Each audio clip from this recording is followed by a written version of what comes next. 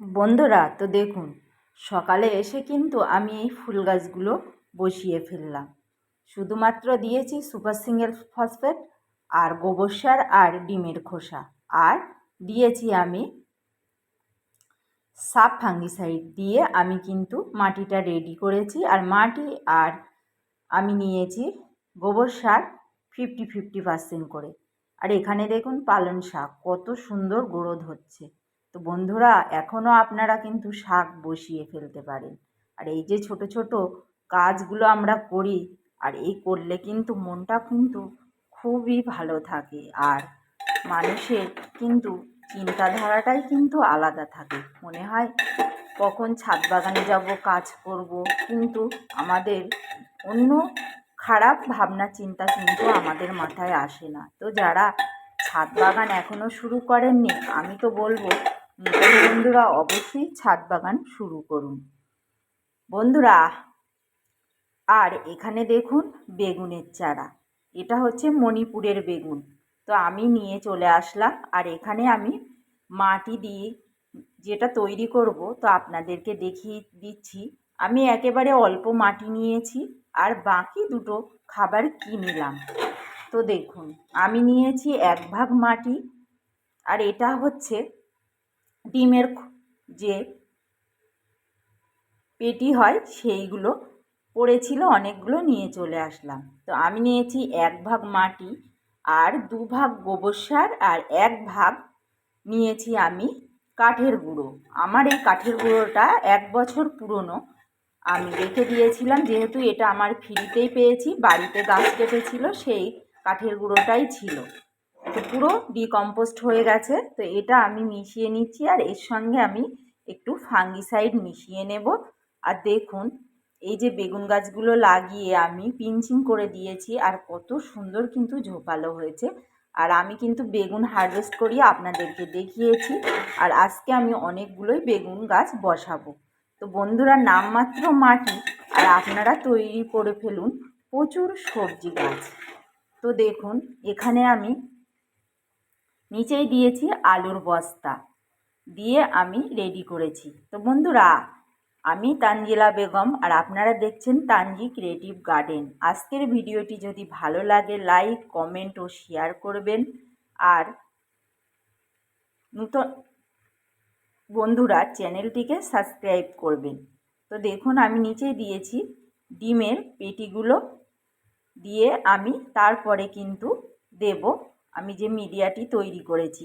এইভাবে করলে বেডটা কিন্তু প্রচুর হালকা হয়, আর পরবর্তীতে আমরা কিন্তু প্রচুর মাটি আবার পেয়ে যাই।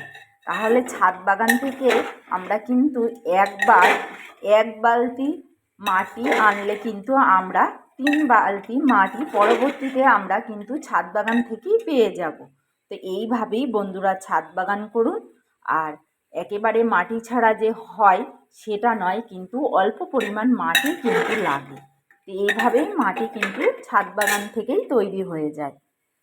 তো দেখুন বন্ধুরা, আমি প্রত্যেকটা ড্রামে কিন্তু মাটি দিয়ে ভরে নিচ্ছি। আর ভিডিওটি পুরোপুরি দেখুন, ভিডিওর শেষে কিন্তু আপনাদের আর একটা জিনিস আমি দেখাবো। তো দেখুন, এবারে মাঝখানে এখানে আমি কিন্তু আর নতুন করে মাটি নেব না, পুরনো এই যে মাটি মিশিয়েছি এটাতেই আমি বেগুনের চারা বসাবো। আর এইভাবেই আমি কিন্তু বেগুনের চারাগুলো বসিয়ে দিই। আর পাকা পাতাগুলো অবশ্যই বসানোর সময় কেটে দেবেন।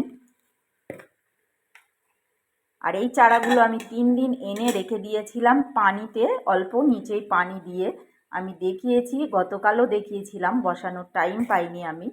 তো এইভাবে চারা কিনে এনে আপনারা একটু গামলায় পানি দিয়ে রেখে দেবেন। দেখবেন আপনার যে চারাগুলো এনেছেন সেই চারাগুলো কিন্তু খুব সুন্দর থাকবে। তো তারপরে আমি রুডিং হরমোন যে পানিটা আমি একটু ব্যবহার করি বন্ধুরা, সেই পানিটা আমি কিন্তু ভরপুর দিয়ে দিচ্ছি। তো পরস্পর এইভাবে আমরা যদি ছাদ বাগানে গাছ লাগাই, তাহলে কিন্তু আমরা পরস্পরসই আবার সবজিও কিন্তু হারভেস্ট করতে পারি। আর এদিকে দেখুন বেগুন গাছে কিন্তু বেগুন হয়ে গেছে। তো এখন আমরা কি করব, 2-3 বার বেগুন হবার পরে আমরা গোড়ার থেকে দেখুন আমি কিন্তু কিছুটা মাটি তুলে নিচ্ছি খুশে।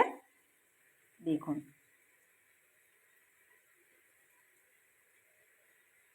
এইভাবে খুশে নেবেন। আর ভাত আমি কিছুটা মাটির সঙ্গে ডিকম্পোজ করে রেখেছিলাম, তো সেটাও আমি এই গাছে কিন্তু দিয়ে দেব। তো আমি কতটা দেব, 2 মুঠো দেব। আর এই যে মিডিয়াটি তৈরি করেছি, এই মিডিয়াটি আবার গাছের গোড়ায় দেব। এই যে দেখুন আমি 2 মুঠো নিয়ে নিচ্ছি।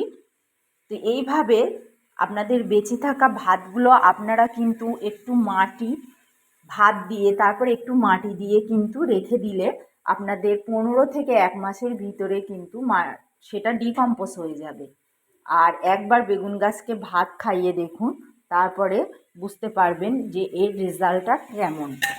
তো দেখুন এইভাবে দিয়ে আবার আমি যেটা দেব, কলার খোসা ভেজানো পানি সপ্তাহে 1 দিন, খোল ভেজানো পানি 1 দিন। তো এই দুটো মিক্স করে আমি কিন্তু প্রতি সপ্তাহে দেব। তো এইভাবেই আপনারা বেগুন গাছের পরিচর্যা করুন আর ছাদ বাগান থেকে প্রচুর বেগুন হারভেস্ট করুন। আর বন্ধুরা, আপনারা সবজি গাছ কিন্তু এখন লাগিয়ে ফেলুন। গরমের সবজিও কিছু কিছু লাগাতে পারবেন, সেটাও আমি দেখিয়ে দেব।